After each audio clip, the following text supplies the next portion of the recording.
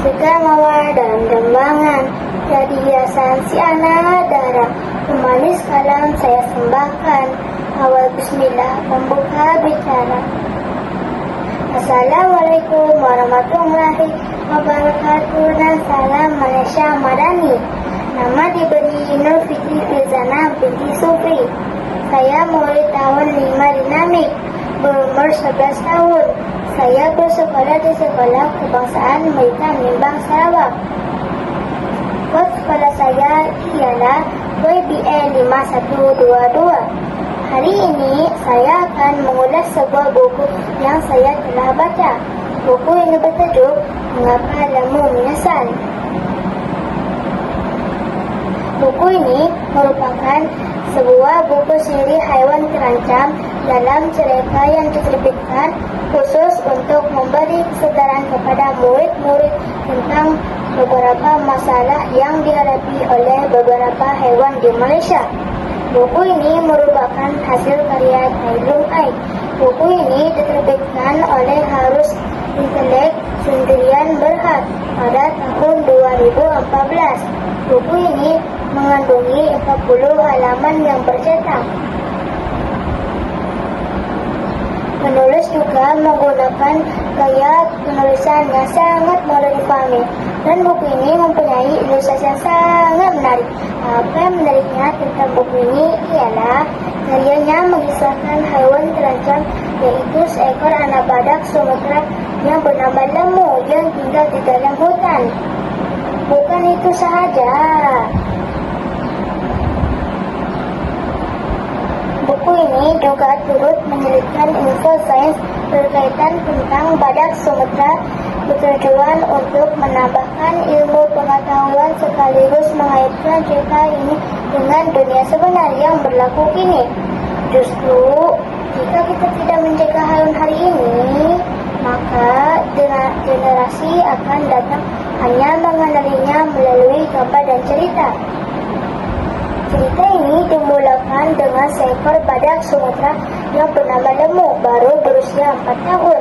Seperti biasa, Lembu hanya memikirkan perutnya kenyang dan berendam di tebing sungai berlumpur semasa cuaca panas. Lembu digambarkan sebagai seekor badak yang kuat dan bijak. Namun, dia mempunyai sikap yang kurang baik. Lembu sangat malas, suka bermain dan sering tidak mendengar nasihat ibunya. Ibunya sering menasihatinya supaya rajin dan berhati-hati ketika berada di dalam hutan.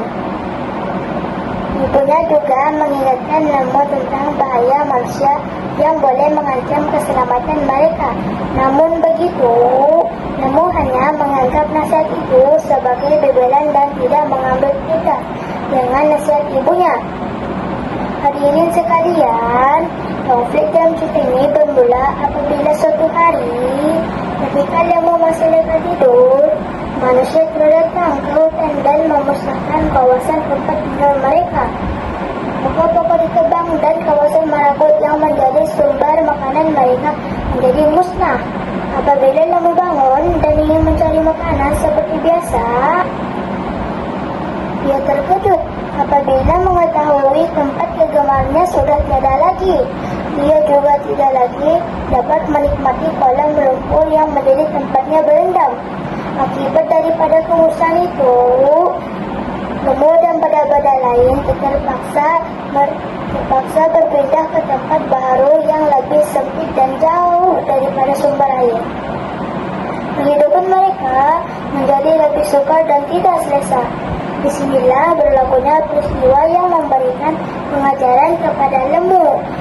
Apabila gurauan Lembu telah menyebabkan kematian kepada ibunya, dia mula menyesal kerana selama ini dia bersikap malas dan tidak mendengar nasihat ibunya.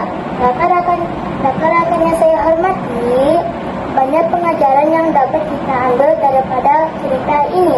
Antaranya ialah mestilah rajin berusaha dan tidak boleh malas dalam melakukan sesuatu perkara. Selain itu, kita hendaklah sentiasa mendengar nasihat ibu bapa kerana mereka lebih berpengalaman dan mahu yang terbaik untuk kita. Kita ini juga mengajar kita tentang kepentingan menjaga alam sekitar. Perbuatan manusia yang memusnahkan hutan telah menyebabkan hewan kehilangan tempat tinggal dan sumber makanan. Selain itu, kita juga belajar bahwa setiap perbuatan pasti ada akibatnya. Hadirin sekalian, watak lembu juga sangat dekat dengan kehidupan kita, karena kadang-kadang kita juga bersikap seperti lembu, yaitu malas dan tidak mendengar nasihat.